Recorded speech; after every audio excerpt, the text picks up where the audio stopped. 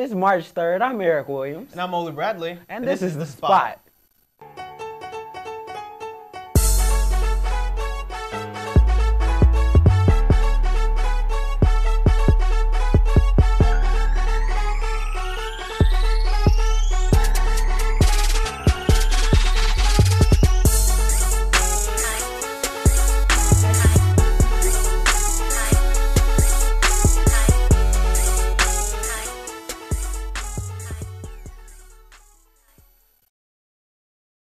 I'm Oli Bradley, my co-anchor, Eric Williams. So I want to talk about something, Eric. It was supposed to snow, and it did not, and that really upset me. My phone said it was supposed to snow, the news, and I don't know what to do about that. I mean, I feel you. I wanted it to snow. I felt like a day away from school would have been lovely, but it wasn't. It didn't happen. We're here, over with, cool. But in the future, Thursday, supposed to get 2 to 4 inches. I won't be here. In other news, here's the airport news with Sarah Grant.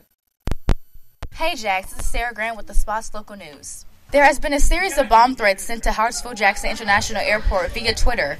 As of 5:30 p.m., the passengers were given the okay to continue with their travel plans. Some were able to make connecting flights, others were given another flight. No devices were discovered, and normal airport operations have resumed.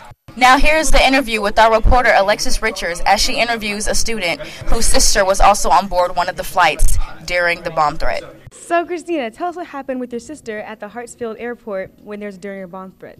Well, Saturday I had to drop my sister off at the airport and there was a bomb threat, so me and my mom were about to turn that car around and go get her, but she made it safely to her flight in New York. So she didn't have to evacuate? No.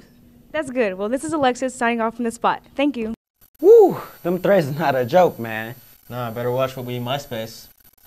Twitter, Instagram, Snapchat, and everything else. MySpace.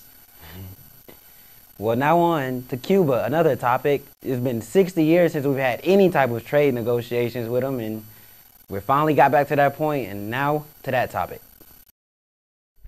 Cuba is an island off the tip of Florida, and in Cuba they speak mostly Spanish because Cuba was colonized by Spain, and it gained its independence in 1902. And in 1959, General Batista was overthrown by Fidel Castro, who established the Communist Party of Cuba. In June of 1963, Soviet influence came to Cuba, and therefore the Cuban Missile Crisis was born after the Soviet Union placed dozens of missiles in Cuba. Due to this, America almost went to nuclear war with the Soviet Union, and now with the thaw of Cuban-American relations, the United States is now free to go to Cuba and trade thanks to Obama, and the embargo is starting to be lifted. Hey, I'm here with Mr. Williams, and Mr. Williams, I want to know, how do you feel about the new American relations with Cuba? I feel like the relations with Cuba is long overdue. It's kind of crazy because we're kind of talking about it now in history with the Spanish-American War and whatnot, and the relations that sort of branched off, but you know, Cuba has sort of remained unmodernized over the last 60, 70 years under Castro's reign, but with the new restrictions being lifted, the embargo, where they can come to the U.S. and we can go there and trade, and the embargo is starting to be abolished. I think it's going to be very positive with relations between Cuba and mainstream America. Thank you. Oh, man.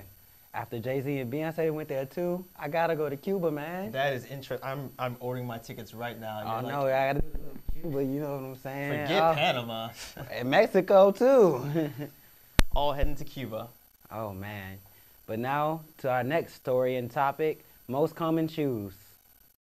I'm here with William Harper, and I want to know what's the most common shoe in the school. William, tell us. Most common shoe in Manchester. I see a lot of fire red threes. Let's see what else. And every pair of hyped up 11s, the Breads and the Gammas, the Columbias, them two.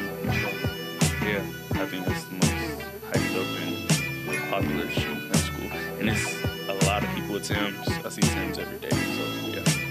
That's what's cool. All right. Thanks, Well, Karan. thank you. So, wow, I didn't know that much about shoes. Like, I'm more of a boots person, but you know, that's just me. Yeah, I didn't know there was so many common shoes in this school like that either. Yeah, Sperry's, Converse, Vans, and Jordans, and yeah, all of it. But so in like better late than never. Speaking on the Super Bowl, With the deflated ball rumor, we go to Miss Worlds about it. It's a conspiracy. Miss Worlds, do you think New England cheated their way up to the Super Bowl? Actually, yeah, because, you know, those Pats, that's what they do. They cheat. They had the balls, not a ball like this. It was a football, but it did not have enough air in it.